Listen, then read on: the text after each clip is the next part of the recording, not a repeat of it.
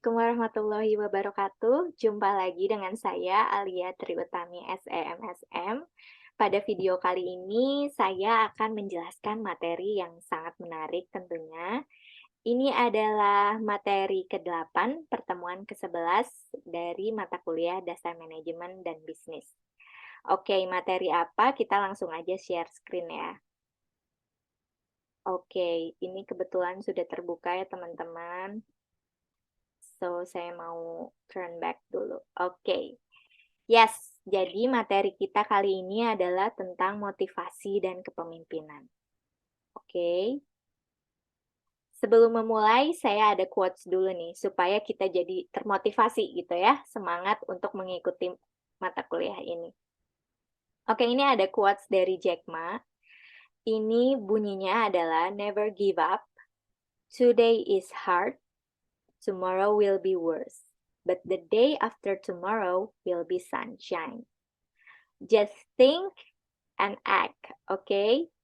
Jadi memang apapun yang kondisi sedang kalian rasakan saat ini, apapun beban yang kalian rasakan saat ini, tetap semangat ya teman-teman ya.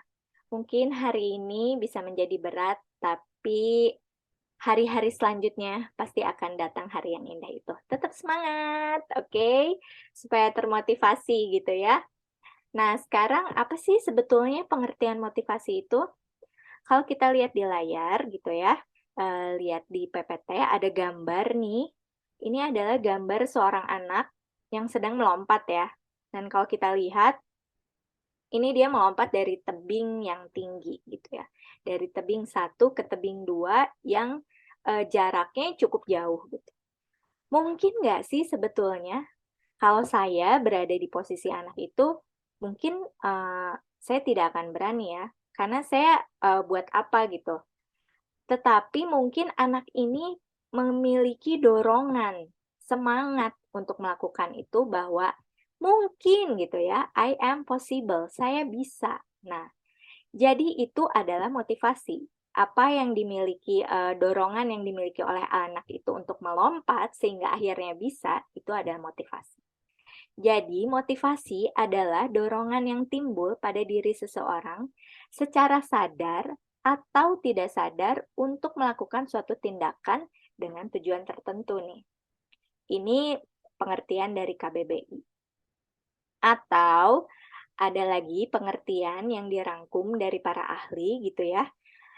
Ini adalah motivasi adalah kemampuan dalam meningkatkan usaha ke tingkat yang lebih tinggi untuk mencapai tujuan organisasi yang dikondisikan oleh kemampuan dalam usaha memberikan kepuasan kebutuhan individu. Sekali lagi, motivasi adalah kemampuan dalam meningkatkan usaha ke tingkat yang lebih tinggi untuk mencapai tujuan organisasi yang dikondisikan oleh kemampuan dalam usaha memberikan kepuasan kebutuhan individu. Oke. Jadi konteksnya motivasi yang kita pelajari adalah ketika kita seorang leader gitu ya, ataupun kita berada dalam suatu organisasi, kita melihat bahwa anggota organisasi lainnya atau kita sebagai leader melihat anggota kita itu ketika demotivasi ya. Jadi turun motivasinya. Nah, konteks yang kita pelajari sekarang adalah bagaimana agar kita bisa memotivasi lagi nih gitu ya, anggota organisasi ataupun dalam perusahaan itu karyawan-karyawan kita atau anak buah kita begitu ya, kalau kita dalam posisi as a leader. Jadi bukan dalam pengertian motivasi secara luas, namun dalam konteks bagaimana kita meningkatkan motivasi mereka supaya kinerja mereka bisa lebih baik dan mencapai tujuan organisasi dengan cepat gitu ya, dengan sesuai dengan track-nya. Jadi kalau misalnya balik lagi nih teman-teman ke POLC yang kemarin gitu ya. Kemarin planning sudah, organizing sudah. Nah, ini kita berada dalam konteks leading ya teman-teman ya. Yang mana di sini itu mencakup ada motivasi dan kepemimpinan. Oke, next slide. Nah, ini ada proses motivasi. Yang pertama, motivasi itu muncul ketika keinginan yang tidak terpuaskan. lalu ke tension, selanjutnya itu dorongan, 4 perilaku pencarian, 5 kebutuhan yang tak terpuaskan, kebutuhan yang sudah terpuaskan, sorry. Lalu ke-6 yang terakhir adalah pengurangan tension. Nah, ini contohnya adalah ketika kita merasa nggak puas sama handphone kita nih contohnya ya. Wah, ini handphonenya udah lemot banget gitu ya. Terus kameranya kok kayaknya nggak bisa buat selfie-selfie yang bagus gitu ya. Karena ada keinginan yang tidak terpuaskan itu, jadi ada timbul dorongan kita yang menarik perhatian kita, tension, untuk menabung gitu kan. Menabung untuk mendapatkan handphone yang lebih baik gitu ya. Nah, muncullah tuh dorongan untuk pokoknya gue nggak mau jajan, gue mau hemat bekal dari rumah, dan siapapun yang mau ajak gue nonton atau apapun gitu ya, main atau jajan apapun, nggak. Karena gue udah punya tujuan gitu ya, ingin beli handphone baru. Nah, dorongan itu masuk tuh ke dorongan. Nah, selanjutnya perilaku pencarian nih. Bagaimana kita mencari gitu cara? Apakah kita dengan menabung saja cukup gitu ya?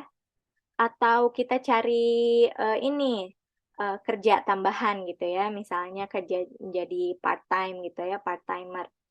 Eh, nah, kita mulai mencari, akhirnya kita mencoba nih untuk apa sih namanya?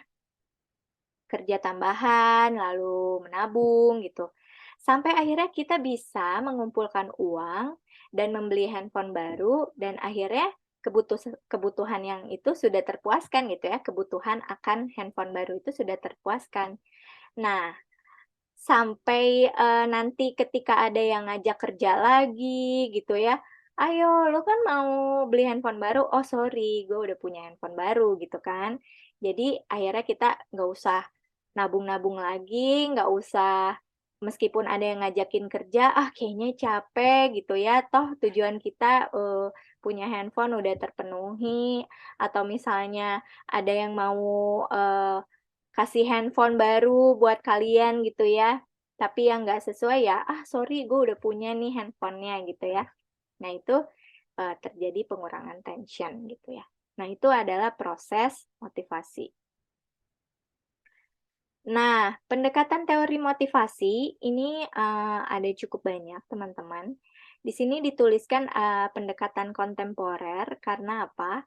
Karena mungkin, teori-teori ini dicetuskan sebelum kalian lahir ataupun sebelum saya lahir gitu ya. Tetapi pendekatan teori-teori ini masih bisa relevan digunakan untuk sekarang nih. Yang pertama adalah teori kebutuhan. Kebutuhan akan apa? Teori 3 kebutuhan. Akan apa nih? Akan achievement, akan power, akan affiliation.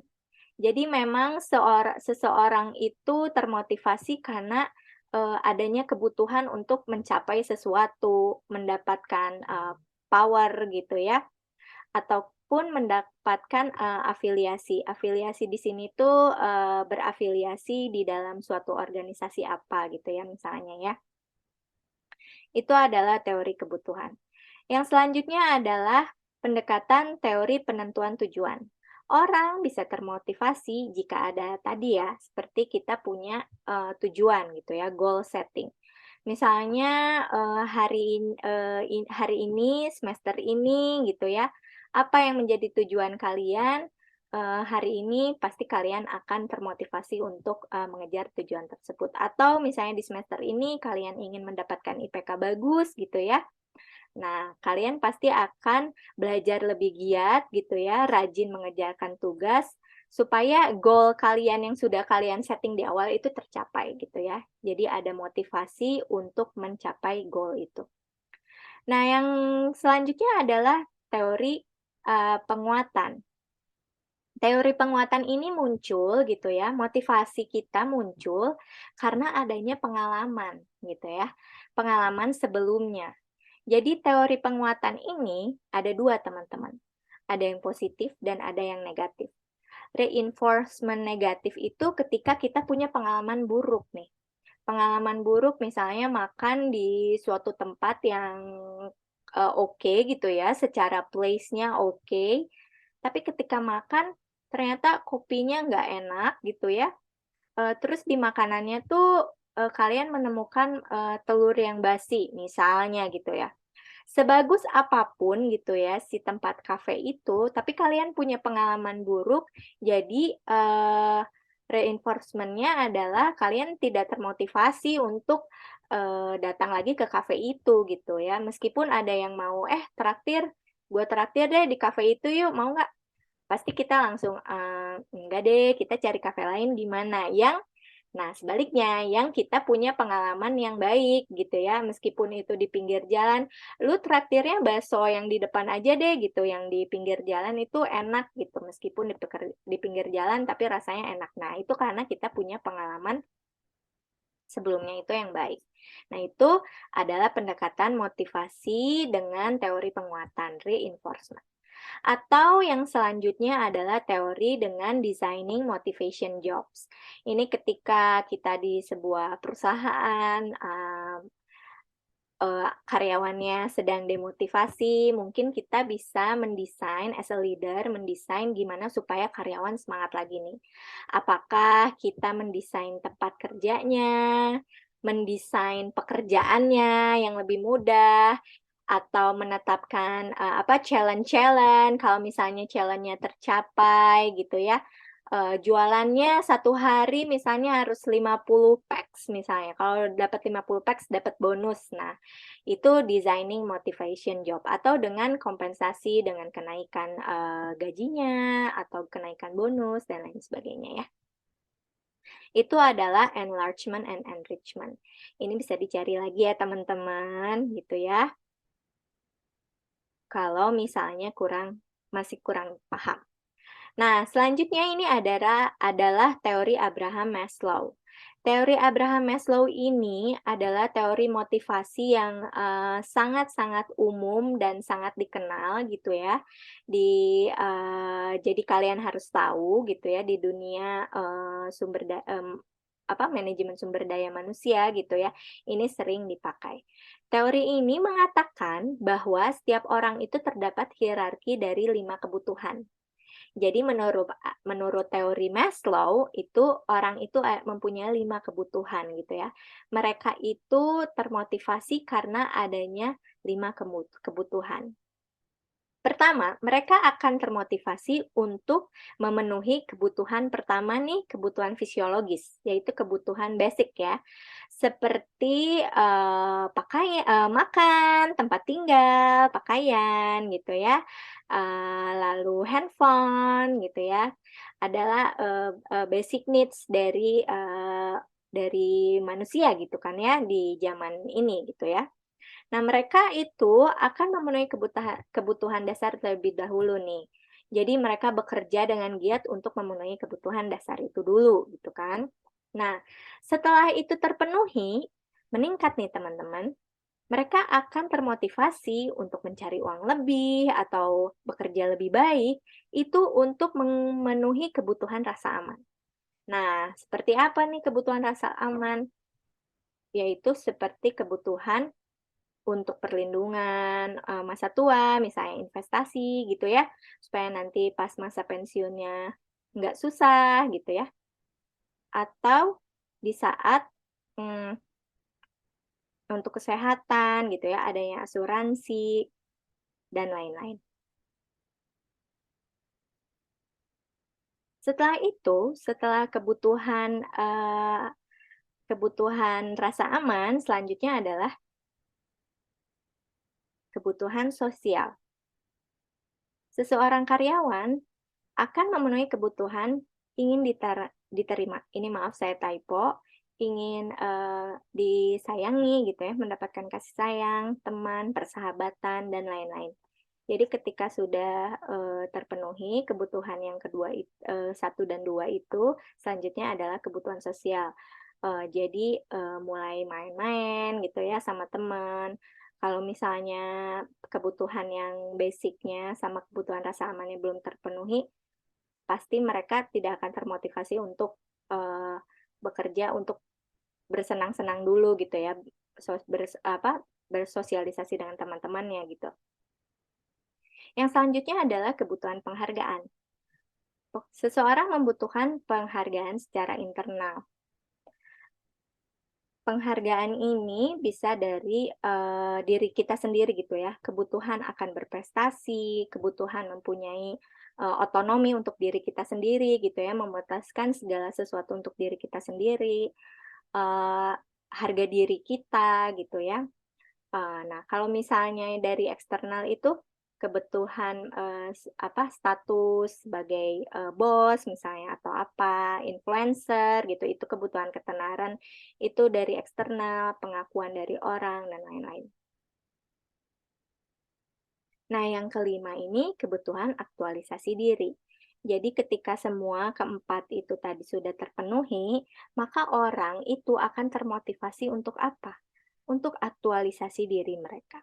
Kan ada nih ya banyak orang yang, mau gitu ya, capek-capek misalnya, untuk apa sih, untuk menjadi relawan misalnya, untuk apa, "Ih ngapain sih?" Gitu ya mungkin kita lihat. Nah itu adalah, muncul dari dorongan dari dirinya sendiri untuk mengaktualisasi diri dia gitu, karena dia suka gitu kan. Nah, jika sudah penuhi kebutuhan yang mendasar yang 4 tadi, maka orang tahap selanjutnya adalah, pencapaian potensi pemenuhan diri agar mampu menjadi apa yang dia inginkan gitu ya. Atau orang ngapain sih sekolah lagi S2, S3, atau ambil kursus apa, ya karena dia ingin ingin menjadi sesuatu gitu ya. Nah, kesimpulannya ini, jika kita menjadi manajer, kita perlu mengetahui apa, pada tingkatan mana karyawan tersebut sudah memenuhi kebutuhan dasarnya gitu ya, dan fokus pada kebutuhan itu atau kebutuhan yang berada di atasnya. Jadi ketika kita tahu gitu ya motivasi, karyawan gitu, misalnya kita sebuah, leader, sebuah manajer di sebuah perusahaan, kita tuh harus tahu karyawan kita tuh, pada tingkatan kebutuhan yang mana, sehingga kita bisa memotivasi mereka supaya bekerja lebih baik, seperti itu. Nah, ini ada pendekatan teori hierarki kebutuhan Maslow gitu ya, ini gambarnya seperti ini, bisa dipelajari lebih lanjut. Oke, kalau misalnya kita sudah memotivasi karyawan kita, maka, selanjutnya apa yang dilakukan gitu ya, dalam proses leading ini? Yaitu kepemimpinan gitu ya. Oke, kepemimpinan itu apa sih? Kepemimpinan adalah seseorang yang mampu mempengaruhi orang lain dan seseorang yang memiliki kekuasaan manajerial. Mungkin semua orang, teman-teman juga bisa mempengaruhi, orang lain ya, bisa mempengaruhi orang tua, bisa mempengaruhi, adik misalnya, atau teman, sahabat, untuk hal-hal kecil gitu ya. Tetapi bukan berarti kalian itu sudah bisa menjadi, pemimpin atau memiliki jiwa kepemimpinan yang baik gitu ya.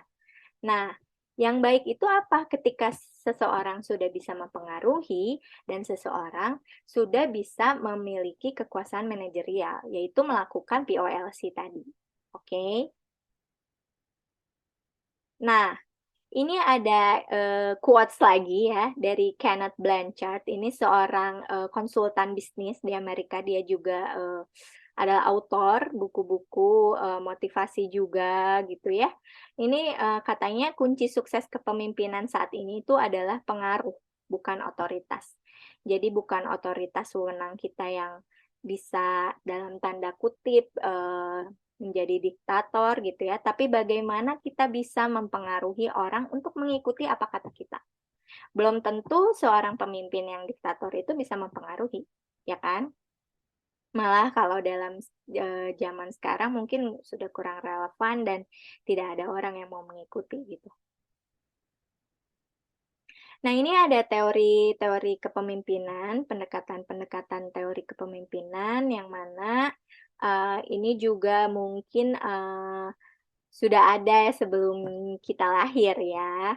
Jadi ini yang pertama ini dari Fiedler gitu ya, dia mengatakan bahwa kepemimpinan itu adalah kesesuaian antara gaya pemimpin dengan bawahan. Jadi kalau misalnya bawahannya misalnya dilihat dari usia itu banyaknya yang milenial gitu ya atau Gen Z seperti kalian. Nah, itu harus dicari pemimpin yang seperti apa. Nah, itu harus ada kesesuaian. Nah, itu kata Fiedler. Nah, selanjutnya ada path goal. Path goal ini adalah perilaku pemimpin akan diterima oleh bawahan jika bawahan memandang pemimpin itu merupakan sumber kepuasan mereka. Jadi ketika mereka bekerja itu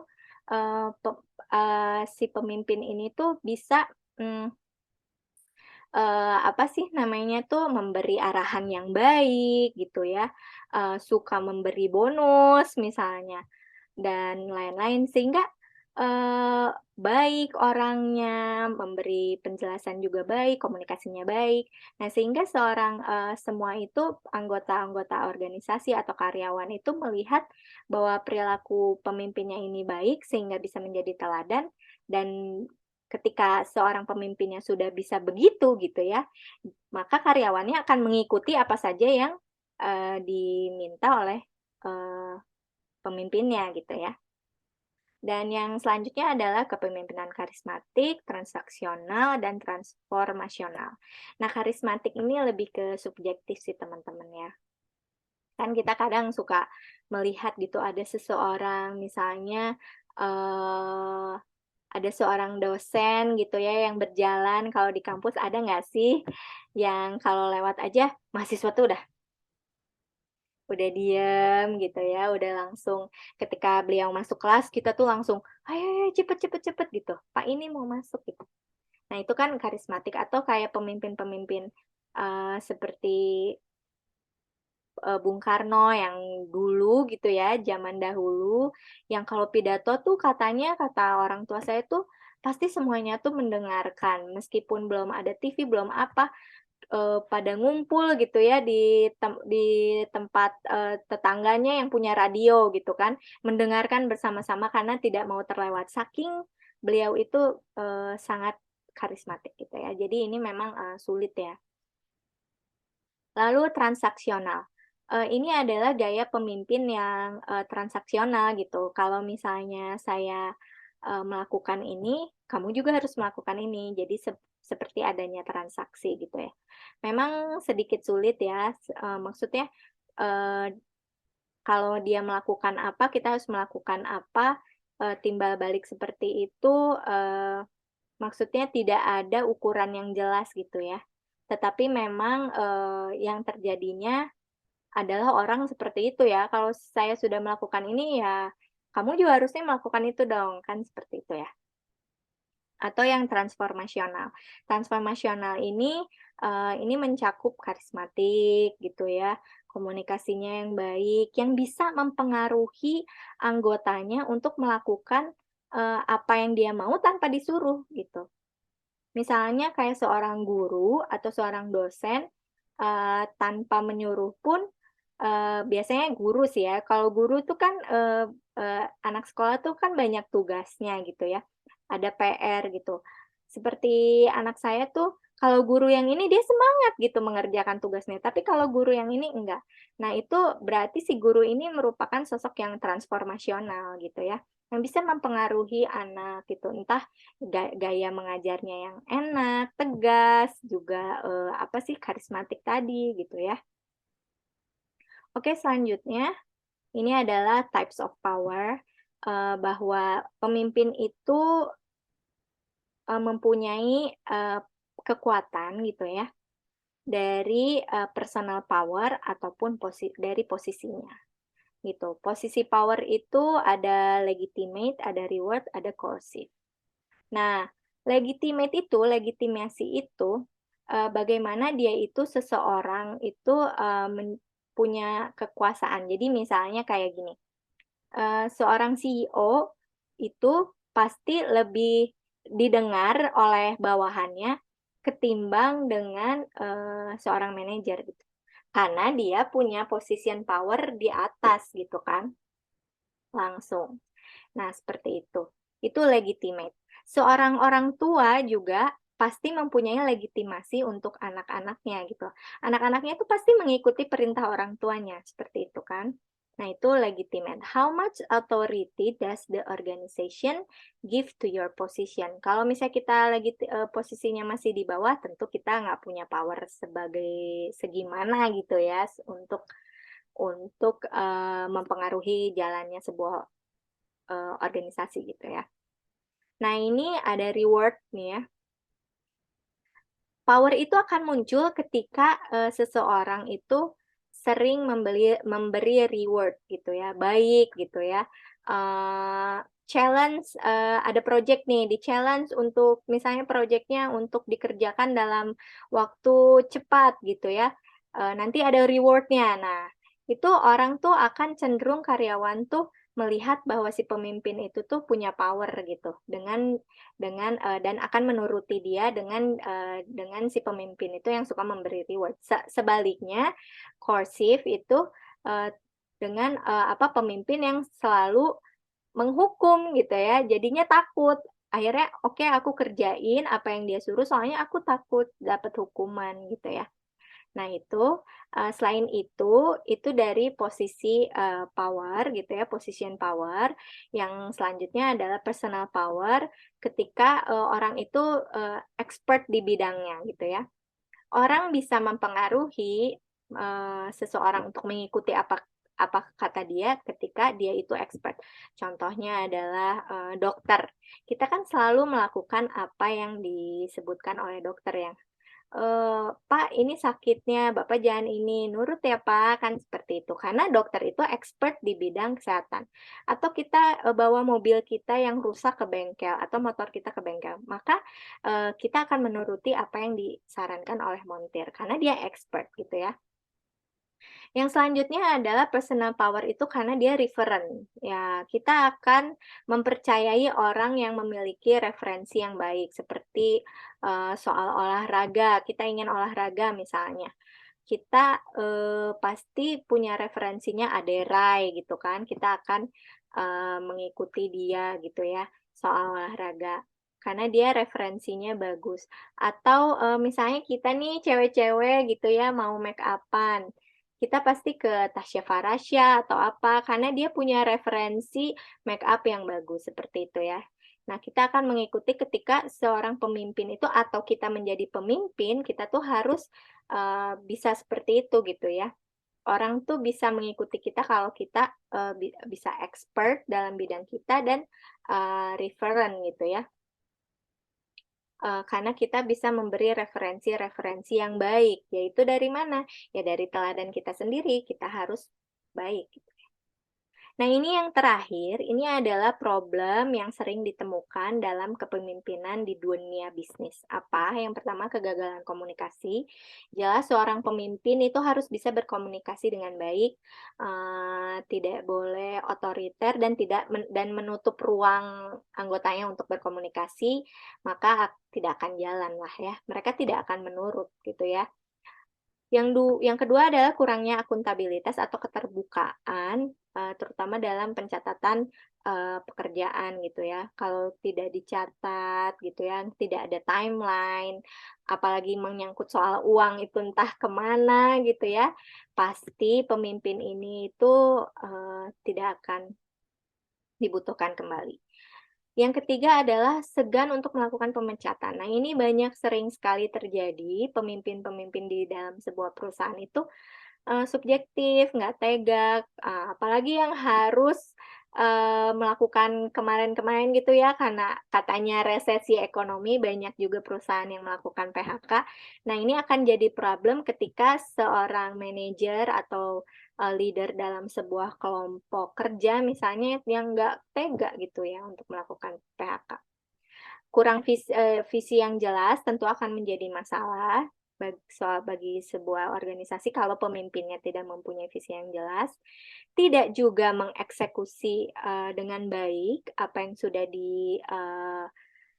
yang sudah menjadi visi, diturunkan program dan rencana kerja mereka itu tidak dieksekusi, ya tentu pemimpin ini tidak akan dipercayai kembali. Dan yang terakhir, tidak bisa menyusun budaya perusahaan yang kuat ketika dia tidak bisa memberi pengaruh dan tidak bisa memberi contoh gitu ya untuk budaya-budaya baiknya. Seperti misalnya dia bilang ke bawahannya untuk on time, tapi dianya terlambat terus dan lain sebagainya gitu ya. Oke, terima kasih. Ini adalah penjelasan saya untuk materi motivasi dan kepemimpinan. Semoga dapat dipahami dan bisa bermanfaat untuk teman-teman, bisa semangat terus. Jika ada pertanyaan, kontak saya. Oke, wassalamualaikum warahmatullahi wabarakatuh. Bye-bye.